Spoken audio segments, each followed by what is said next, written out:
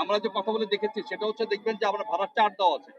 আমি ঢাকা থেকে মুজিবনগর মেহেরপুর এখানে একটা জিনিস দেখলাম, এখানে ভাড়ার চার্টে বিআরটিএতে লেখা আছে 790 টাকা। আপনারা যে কেউ দেখতে পারেন পিছনে যে 790 টাকা লেখা আছে। এখানে আমরা কথা বলে যেটা দেখলাম যে সারা বছর তারা কিন্তু এই 790 টাকা ভাড়া নেয় না। কেন নেয় না? দেখা গেল যে যাত্রী হয় নাই।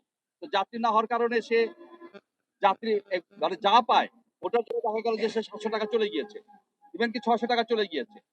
তো এটা হয়, এটা কিন্তু মার্কেট ইকোনমিতে দেখবেন যে চাহিদা এবং যোগান একটা বিষয় আছে যেটা মার্কেট ইকোনমি করে থাকে।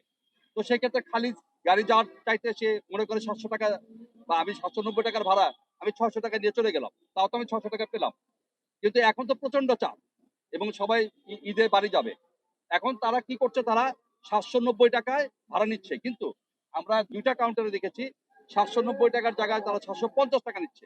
এটা কিন্তু আমাদের কাছে কাগজ আছে, আমরা কাগজ দেখেছি 750 টাকার মতো নিয়েছে। জিয়ার নিয়েছে এটা, এবং যে পূর্বাশা এটা নিয়েছে, এই কাজটা করেছে।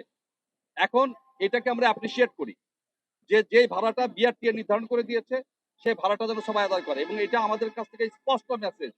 আমাদের যোগাযোগ মন্ত্রী কিন্তু স্পষ্টভাবে বলেছে যে যদি এই উপলক্ষে বিআরটিএ নির্ধারিত ভাড়া, আপনাদের কিন্তু একটা বিষয় বুঝতে হবে যে দুটা ভাড়া কিন্তু চলে, একটা হচ্ছে বিআরটিএ বলে দিয়েছে ভাড়া, আর আরেকটা ভাড়া হচ্ছে সে সাধারণ সময় তার সাথে কম নিত, কিন্তু এই বিআরটিএ নির্ধারিত ভাড়ার বাইরে 1 টাকাও নিতে পারবে না। সুতরাং 790 টাকার ভাড়া যদি কেউ 10 টাকা বাড়িয়ে 800 টাকা করে, তা তো কিন্তু সে অন্যায় করবে।